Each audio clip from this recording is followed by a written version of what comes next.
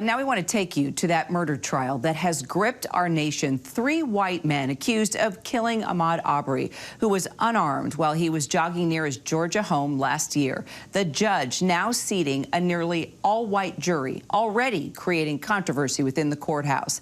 Alex Brachet joining us now as the trial is set to get underway tomorrow. So, Alex, we have been following this story for quite some time now. It was more than a year and a half ago this event took place. What do you think pushed the trial to right now? Well, so, I mean, for the last few weeks, we've been worried about jury selection. It took about 12 days to get a jury in this trial. We're expecting them to be sworn in and seated tomorrow, where then we'll begin to hear opening arguments, and this trial will officially begin tomorrow at 9 a.m. Today is considered a working day for the court. They're hearing a number of motions, and really it's taken up a good bit of time this week. But look, I mean, this is a case that we've been covering, and it's clear that it's gripped this Brunswick community. It's gripped a lot of the nation.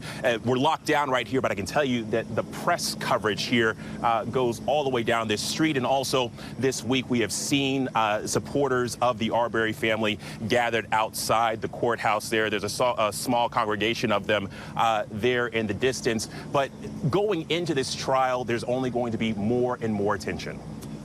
Well, and we're already getting a taste of that tension. The jury selection process, Alex, it was a lengthy ordeal, and now it's the center of controversy, as we mentioned. Nearly all white, only one black juror.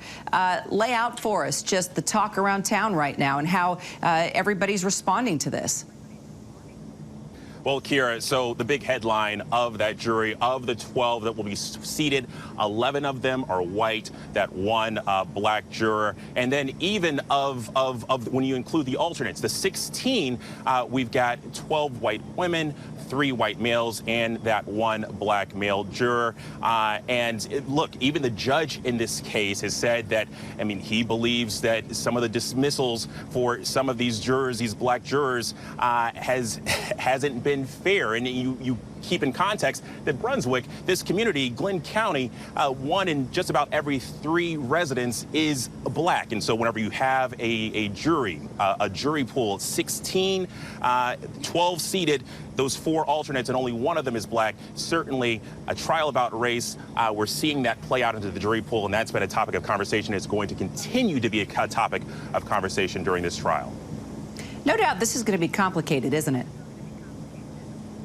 It's definitely going to be complicated. I mean, this isn't a trial that we've seen recently, right? I mean, keep in mind, you have 3 defendants here. So Gregory and Travis McMichael, and then William Roddy Bryan. And so the McMichaels, father and son, their attorneys have been working in concert, but the attorney for Bryan has had his own approach, and it's quite clear that he feels that his client shouldn't be charged or facing the same charges that the McMichaels are. Keep in mind, all 3 are facing, they're accused of murder, aggravated assault, false imprisonment, and criminal attempt to commit false imprisonment. But, you know, Kevin Go, who is Bryan's attorney, has filed a number of motions that have really kind of dragged on this week. From everything, one that really kind of struck us was that he complained that there weren't enough Bubba's and Joe's 6-packs included in the jury pool. And keep in mind, this is a jury that we know at least 11 of them will be white. And so it's clear that he's having a different approach and not necessarily working in concert with the other 2 defense attorneys or defense teams. And so that's going to play out as well as this trial continues. Whew, that's some volatile language right there, already making this very interesting to pay attention to, no doubt, Alex. So you mentioned that Arbery's family is there outside the courthouse. Have you had a chance to talk with them? Have they spoken to anybody? Any kind of sense of how they're feeling right now? Well, right now, there's just a sense of hope. I mean, I think a sense of hope that this is finally moving forward. I talked with a relative, Kim, yesterday outside the courthouse, and, you know, they're getting support not just from this local Brunswick community, but there have been other groups that have brought support in, whether it be setting up food and tables and tents for them to be out here for the long haul.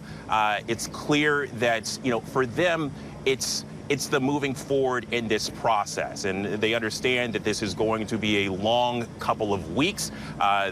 Certainly there's some concerns with the jury on their end, but the fact that this is finally starting, I think, for them, you definitely sense that or get that sense of optimism whenever you talk to them. Well, we're going to be covering this gavel to gavel right here on ABC News Live. And Alex, thank you so much. We're going to see you back here tomorrow and throughout the trial for more coverage. Appreciate you. Thank you. Hi, everyone. George Stephanopoulos here. Thanks for checking out the ABC News YouTube channel. If you'd like to get more videos, show highlights, and watch live event coverage, click on the right over here to subscribe to our channel. And don't forget to download the ABC News app for breaking news alerts. Thanks for watching.